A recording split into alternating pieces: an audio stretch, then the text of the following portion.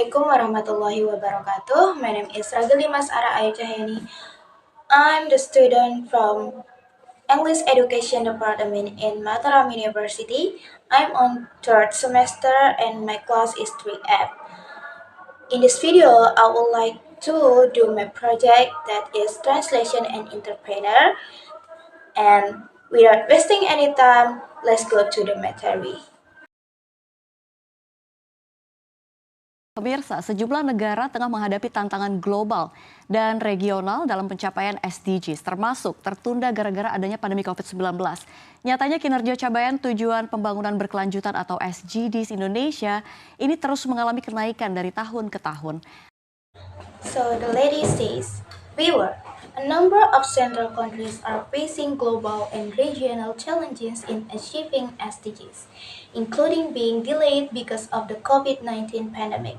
In fact, the performance of Indonesian Sustainable Development Goals or SDGs continues to increase from year to year. Namun tentu saja di tengah pencapaian ini masih banyak pekerjaan rumah yang masih menanti demi mengejar capaian SDGs demi membangun negeri. Selengkapnya akan kami ulas untuk Anda dalam rapor capaian SDGs Indonesia.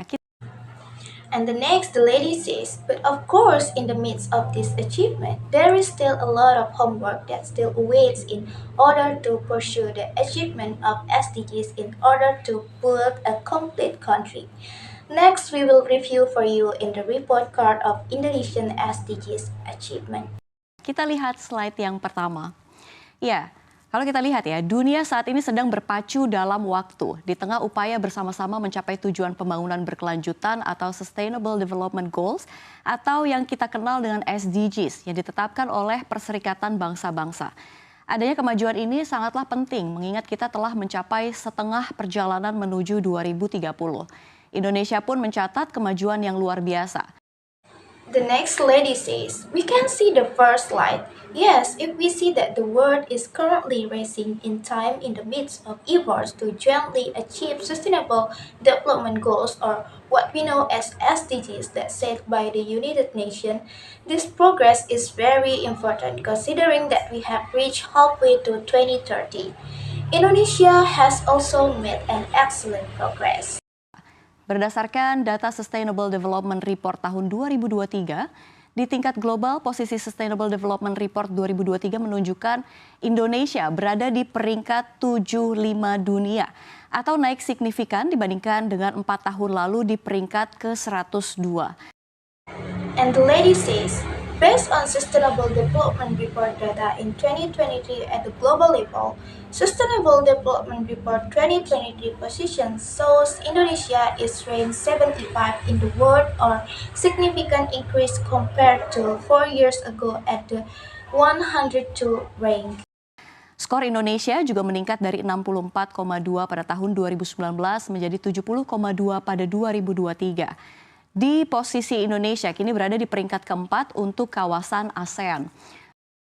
Indonesia's score also increased from 64.2 in 2029 to 70.2 in 2023. In Indonesia's position is now ranked 4 for the Asian region. Sebagai negara dengan ekonomi terbesar di Asia Tenggara, Indonesia berperan sebagai pemeran kunci dalam mempertahankan dan mempercepat pencapaian SDGs di tingkat regional menuju tahun 2030. As the country with the largest economy in Southeast Asia, Indonesia plays a key role in maintaining and accelerating the achievement of SDGs at the regional level towards 2030. Pada tingkat nasional, Kementerian PPN Bappenas yang ditunjuk Presiden RI sebagai koordinator pelaksana SDGs di tanah air melaporkan bahwa capaian SDGs nasional tahun 2022 ini menunjukkan 76%.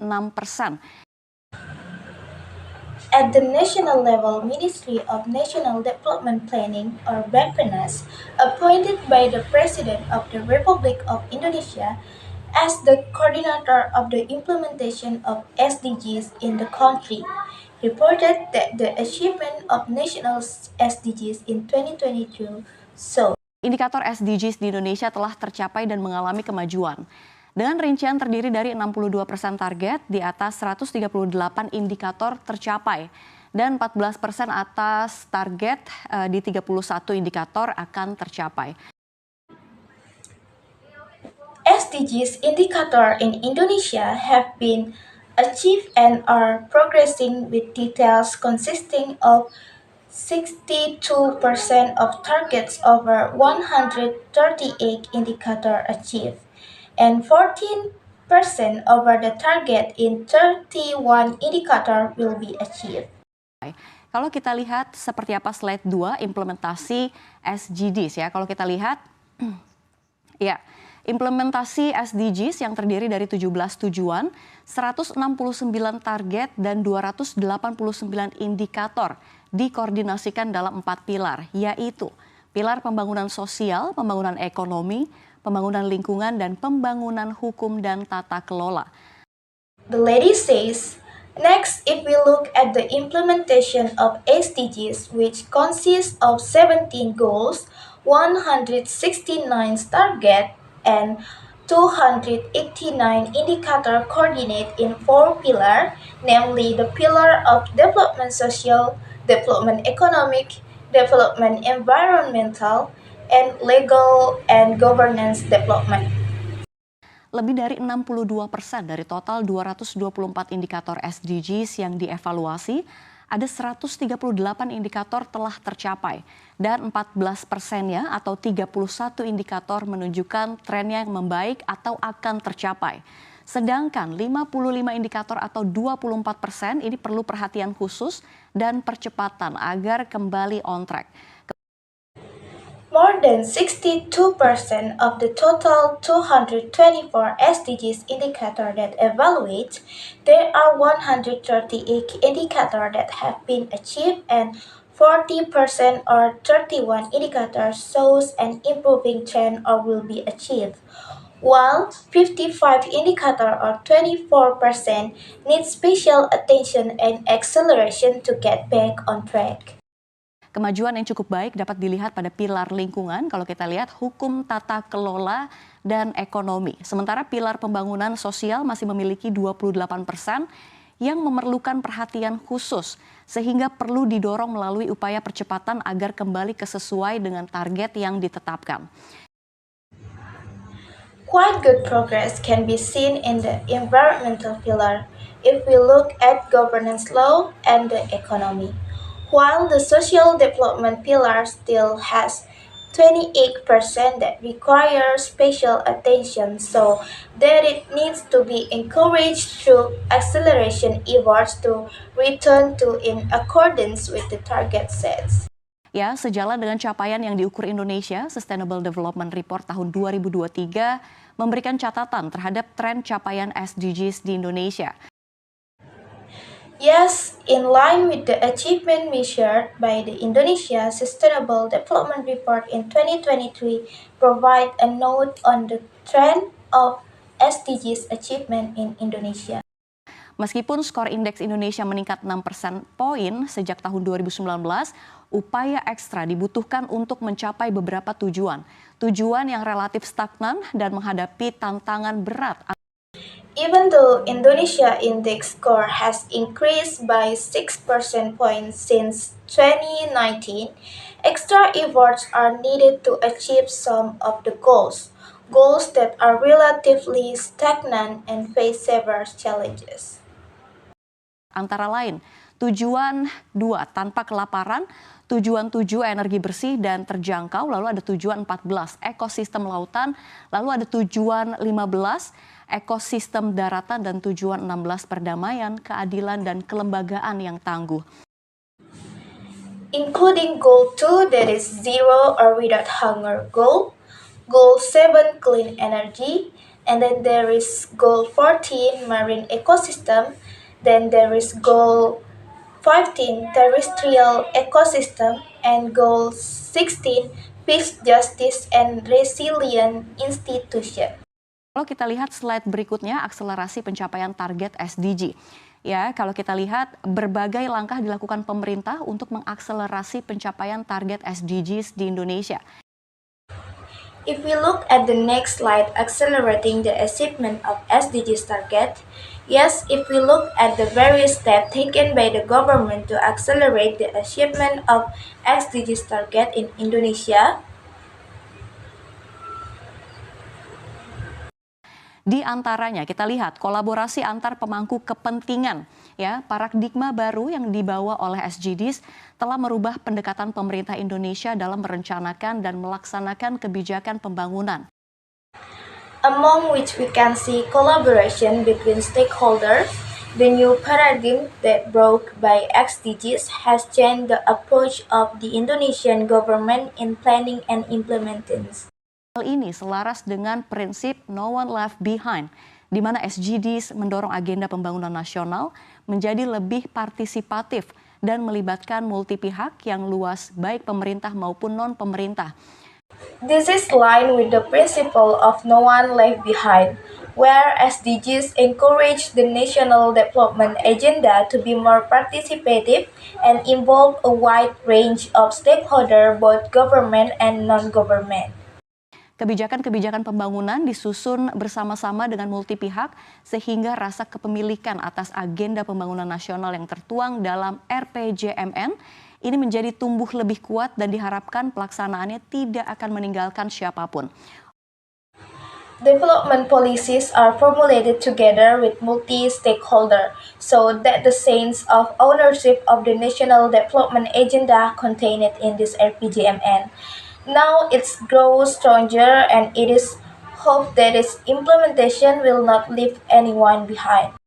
Oleh karena itu, aksi nyata dan kerjasama dari semua pihak sungguh sangat diperlukan untuk akselerasi pencapaian SDGs, terutama yang didukung dengan penguatan kerangka regulasi melalui Perpres SDG nomor 111 tahun 2022. The next lady says, therefore, real action and cooperation from all parties is really needed to accelerate the achievement of SDGs, especially those supported by strengthening the regulatory framework through Perpres SDGs number 111 of 2022. Dan yang kedua, kita lihat di slide berikutnya. Ini adalah, ya kita lihat di slide berikutnya adalah pembiayaan inovatif. Ya kalau kita lihat bagaimana rinciannya, kita melihat di layar kaca Anda begitu ya, ini kebutuhan pendanaan untuk mencapai tujuan pembangunan berkelanjutan atau Sustainable Development Goals di Indonesia maupun dunia meningkat signifikan sejak pandemi COVID-19. Ya, gambaran ini memperlihatkan peningkatan tersebut. And the second we see on the next slide is innovative financing. Yes, if we see how the details we see on your glass screen, so this is the funding needs to achieve sustainable development goals or sustainable development goals in Indonesia as well as the world has increased significantly since the COVID-19 pandemic. Yes, this is picture shows the increase. Sebelum pandemi, ini total kebutuhan pendanaan pencapaian SDGs di Indonesia pada 2020 hingga 2030 sebesar 67.000 triliun rupiah dengan kesenjangan atau gap pembiayaannya mencapai 14.000 triliun rupiah. The next lady says, before this pandemic, the total funding needs for achieving SDGs in Indonesia in 2020 to 2030 amounted to 67,000 billion rupiah with a financing gap of 14,000 billion rupiah. Namun setelah pandemi, total kebutuhan pendanaan pencapaian SDGs di Indonesia pada periode yang sama ini meningkat menjadi 122.000 triliun rupiah dan kesenjangan pembiayaannya mencapai 24.000 triliun rupiah. But after the pandemic, the total funding needs for achieving SDGs in Indonesia in the same period increased to 120,000 billion rupiah, and the financing gap reached 24,000 billion rupiah. Oleh karena itu, diperlukan sinergi berbagai pihak dalam mengatasi financing gap atau kesenjangan pembiayaan dalam mencapai SDGs di Indonesia.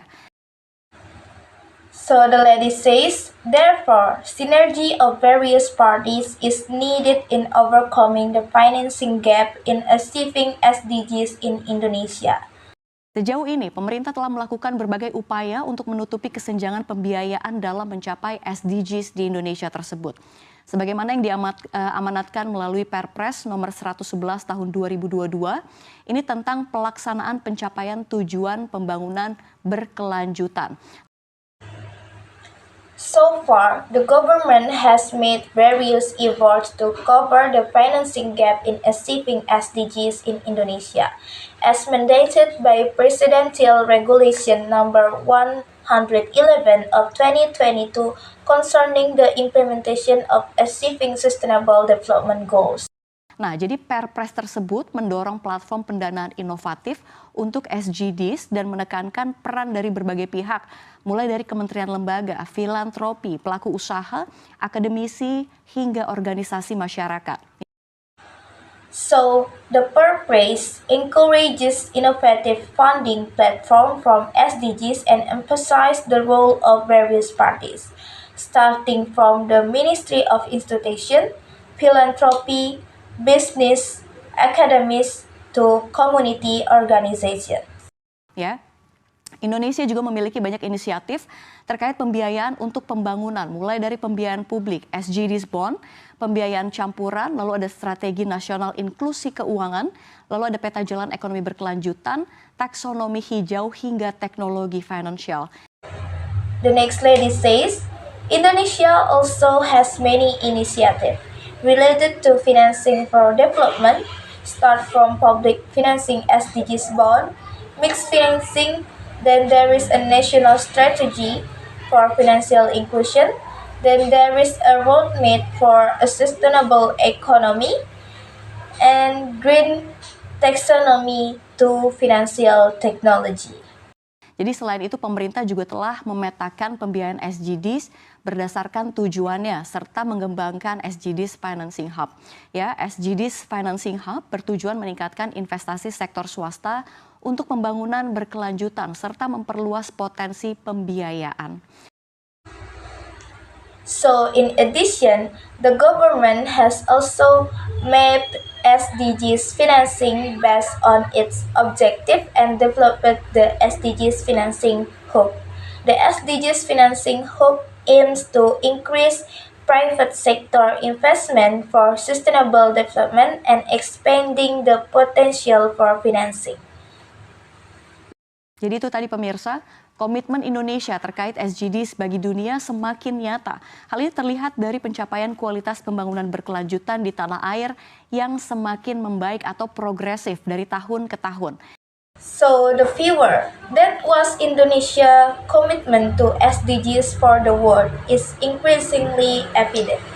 This can be seen from the achievement of the quality of sustainable development in the country, which is getting better or progressive from year to year. Jadi selain dari pemerintah melalui Kementerian PPN Bappenas selaku koordinator pelaksana SDGs di Indonesia, perlu juga adanya kontribusi dan aksi nyata seluruh masyarakat Indonesia. Kini saatnya Anda, saya, kita semua terlibat untuk mendukung capaian SDGs Indonesia.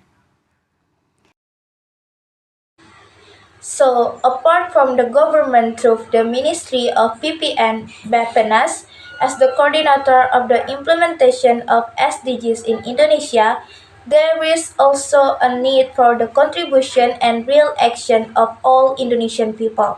Now is the time for you and me. We are all involved to support achievement of SDGs Indonesia.